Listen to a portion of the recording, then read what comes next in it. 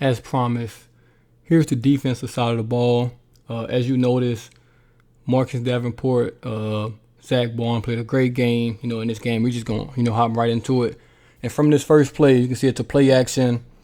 That back door from the tight end kills the Saints every game, every season. And first play of the game, I'm glad the Ravens ran this because obviously they know what the Saints' weakness is or was last year. First play, they run that play action. You can see Marcus Davenport doesn't run down the line. He's staying home, doing his job. And you can watch Zack Baun in the middle right there. He's also staying home, using his eyes. And then you see in this next picture, about time McSorley's ready to throw the ball. Davenport's in his face. Zack Baun's picking up that tight end. And he's 2 yards away from him and the ball's not even thrown yet. So first play of the game, great play from Baun, great play from Davenport. Ravens lose 2 yards. That's how you want to start your season off. Defense played great, especially Marcus Davenport, man. We're going to get into him first. He did a lot of great things this game. And as you can see, the very next play, it was kind of a draw play. They run it to the left side, which is our right side. And you can see Davenport once again, the very next play of the game, second play of the game. He's already 2 or 3 yards in the backfield. And you can see the running back's basically a yard or two away from him. Running back has to change directions. Running back gets, hits the middle, only gains a yard at most, maybe gets back to the line of scrimmage. So now you're starting the game. 2 great plays by Davenport. Now it's 3rd and 11 to start the game. You can't ask for anything better than that. And very excited to see that from him, man, because we're going to need him to be a top 10 player on this team if we want to be successful this year.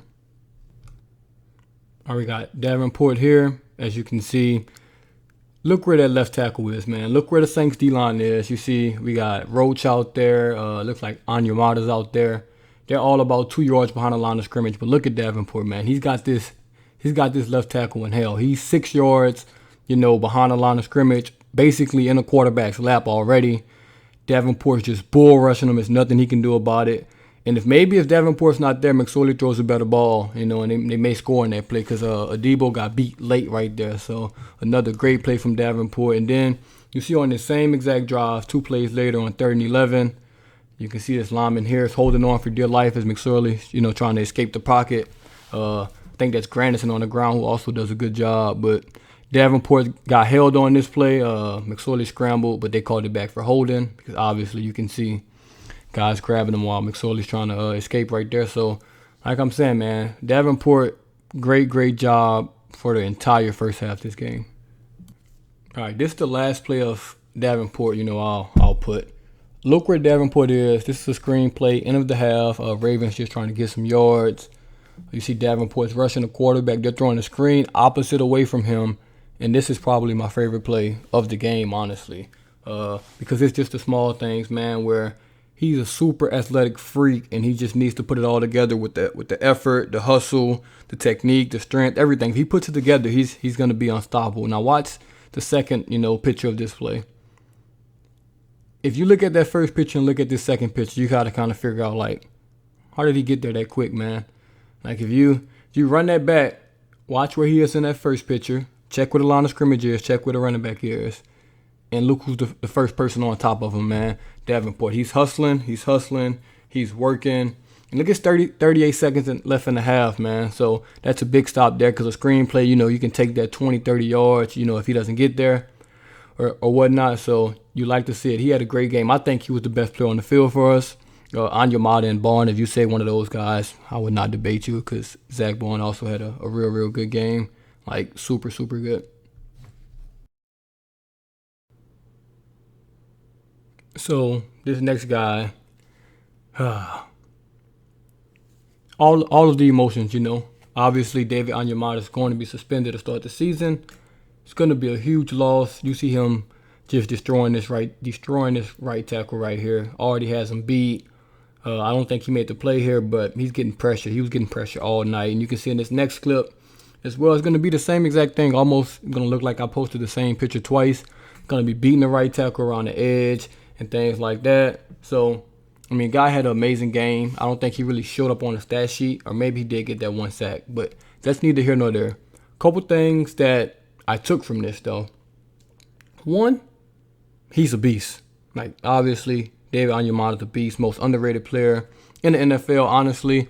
I think I rated him like number 7 on my top Saints players list. So I know he's good. Saints fans know he's good. Knows he's good. Second thing is we played him a lot on the outside. Kind of as a pass rusher.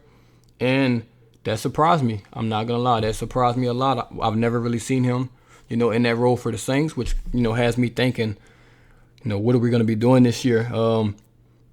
I think he's going to line up out there just a little bit, which I can see us slotting Cam Jordan and Davenport. I've seen us slide Davenport in the inside, in pass rush situations before, just because he's so strong and, he just pushes those linemen back into the quarterback where they can't step up into the pocket.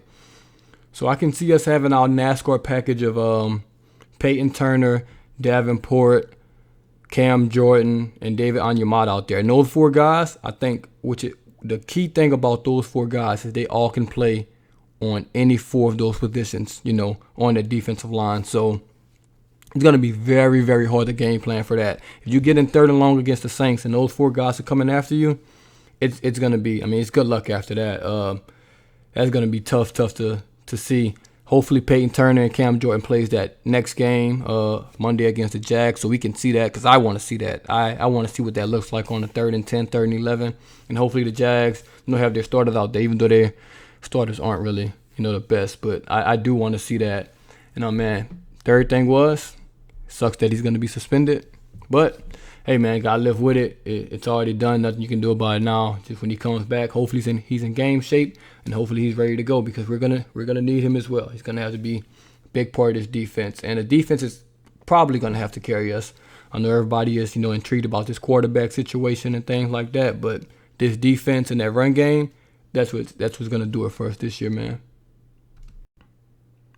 Last guy I want to talk about, or last group I should say, the secondary. I think the secondary played a great game. That's without Malcolm Jenkins, without Lattimore, without Marcus Williams. I think the secondary played great.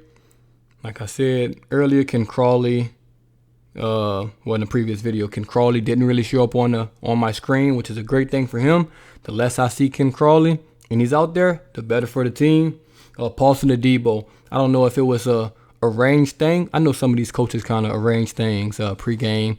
So I think they tested Paulson Adebo. I think Sean Payton might have had a talk with Harbaugh, like, hey, can you test our rookie corner? Don't go out of your game plan. But if you possibly could, can you test him? Because that just was the game plan for them, to just test the rookie cornerback and see what he had. Because they were on a 17-game win streak, so maybe they were just trying to win, and maybe they thought going at the rookie corner would be the best idea out there. I think he held up great. I do think the defensive line helped him a lot, because they kept getting pressure. And obviously the quarterbacks it wasn't Lamar out there. It's not Mahomes. It wasn't, a great quarterback out there. But for a guy that hasn't played football in a year and a half, I think he looked fantastic out there. Maybe he can be cornerback 2, maybe cornerback 3. But he looked good. I'm still need to see much more. Like I said, he only played about a half of football, but that half he did play, he looked great. And also on special teams, he made a great play on special teams, which if he's not cornerback 2, he's going to be playing a lot of that. But I think he's going to have a nice little role, in this team. He's been learning the inside position, which kind of makes me think he's going to be, maybe that third corner and not the second, but you never know.